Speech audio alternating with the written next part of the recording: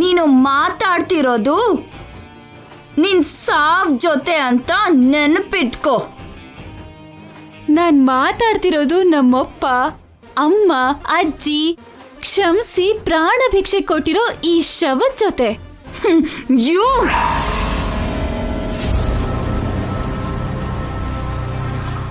ನಾನು ಮನ್ಸ್ ಮಾಡಿದ್ರೆ 24 hours ಅಲ್ಲಿ ನಿನ್ನ ಸಾಯಿಸಬಲ್ಲೆ.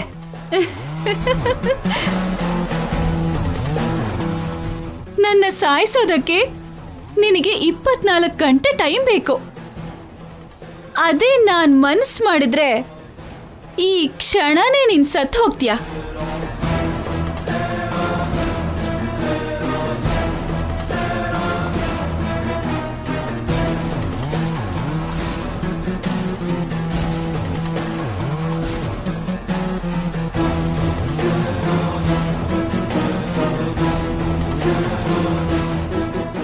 ಜೈ ಮಗಳು ಅಂತ ಪೊಗರು ತೋರಿಸ್ತಿದ್ಯಾ?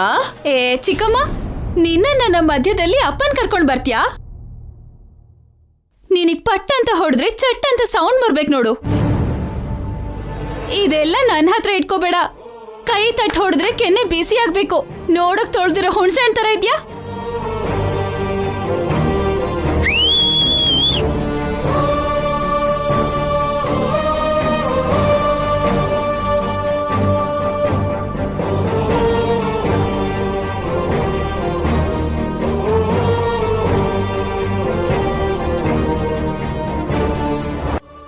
ಏಯ್, ನೀನು ಅಮೆರಿಕದಿಂದ ಬಂದಿದ್ಯಾ ಇಲ್ಲ ಮಂಡ್ಯದಿಂದ ಬಂದಿದ್ಯಾ?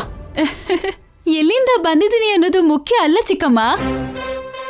ನಾನು ಹೊಡೆದ್ರೆ ಎಲ್ಲಿಗೆ ಹೋಗ್ತೀಯೋ ಅದನ್ನ ತಿಳ್ಕೊ. ನೀನ್ ಏನ್ ಮಾಡಿದ್ರು ಇಷ್ಟಪಡೋದಕ್ಕೆ ಅಜ್ಜಿ ಅಲ್ಲ.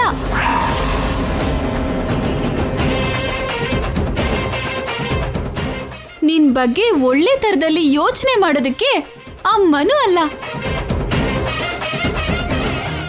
ಅಮ್ಮನ್ನ ಪ್ರೀತಿಸಿ ನಿನ್ ಮೇಲೆ ಕರುಣೆ ತೋರಿಸಿರೋ ಅಪ್ಪನೂ ಅಲ್ಲ. ನಿನ್ನಿಂದ ಆ ಮೂವರನ್ನು ಕಳ್ಕೊಂಡು ಅವ್ರ ನೆನ್ಪಲ್ಲಿ 12 ವರ್ಷ ಅಜ್ಞಾತವಾಸದಲ್ಲಿ ಕಳೆದು ಇವಾಗ ನನ್ನೋರು ಅನ್ನೋರ್ ಮುಂದೆ ಕಾಲಿಟ್ಟಿದ್ದೀನಿ.